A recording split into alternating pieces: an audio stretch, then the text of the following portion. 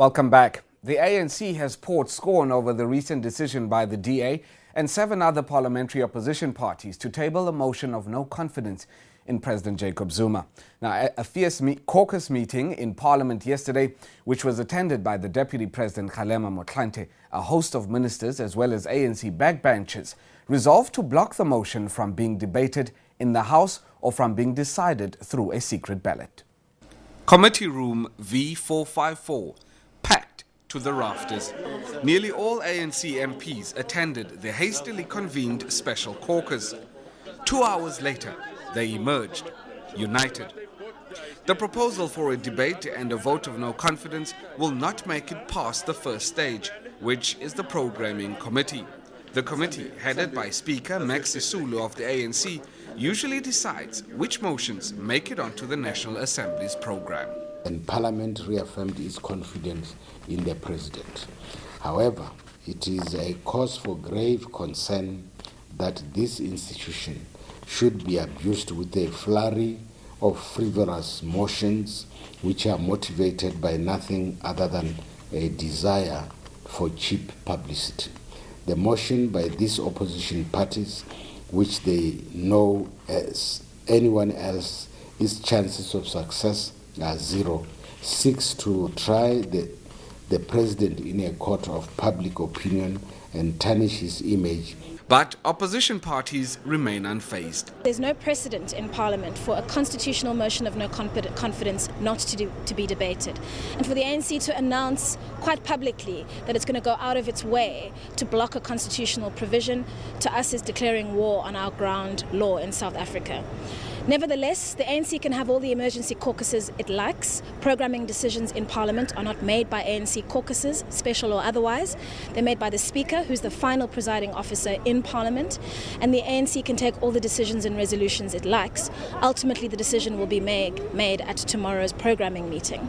Nobody, no official, no individual can overrule a constitutionally guaranteed right. The Constitution is the law that has to be followed, and if this is how our country is going to go, then it means the rule of law has been overthrown. For the ANC to call an impromptu caucus and decide on the basis of its majority, not on the basis of the provisions of the Constitution, is a distortion of what the arrangement in this country is. The membership of the African National Congress in the caucus has now been intimidated, has been coerced to take a decision against debating a motion that the entire nation is now looking and hoping to see what its outcome is going to be. Nothing can supersede this motion of no confidence.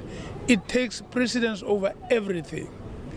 And we are going to have to meet as opposition parties to consider our next option. But we cannot leave this matter like this, in my view. Yet again, the ANC shows no understanding of what a constitutional democracy is all about.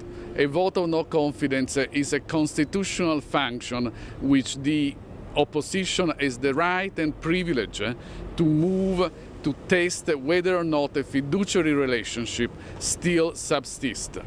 Simply put, whether Parliament still likes the President it elected. By denying that vote of no confidence, the ANC is impairing constitutional function when the Constitutional Court told all of us that the constitutional function of the opposition must not be impaired, must be facilitated. And in order to do so, not only the vote of no confidence must be allowed, but must be held with a secret ballot. There must be freedom of conscience within the ANC ranks.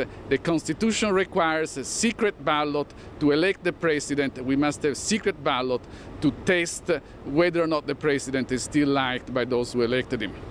The mere fact that the ANC is not going to allow us to debate this motion of no confidence is a clear indication that the ANC is very concerned and afraid that their own members in Parliament will in a vote not necessarily support President Zuma. And because they are not sure about that, they want to prevent Parliament from debating this.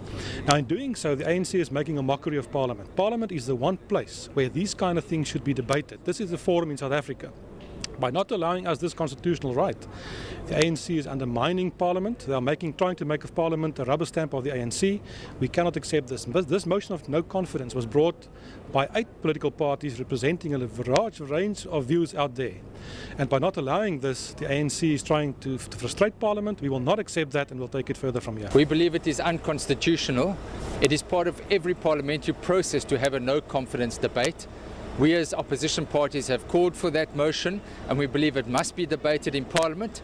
Should the ANC continue with this view, we would think that it would be up to the opposition parties to approach a High Court for relief in this matter. We believe such a no confidence debate must go forward as it is required in terms of our constitution, and all opposition parties, or most of the opposition parties, have supported the call. Some constitutional law experts say once a motion is tabled in Parliament, the Constitution requires that it be debated. I can't see whether, how, on what legal basis they could actually block completely any discussion of such a motion in the National Assembly. The Programming's Committee meets later this morning. When we return, we focus on strike action on farms in the Western Cape. Don't go away.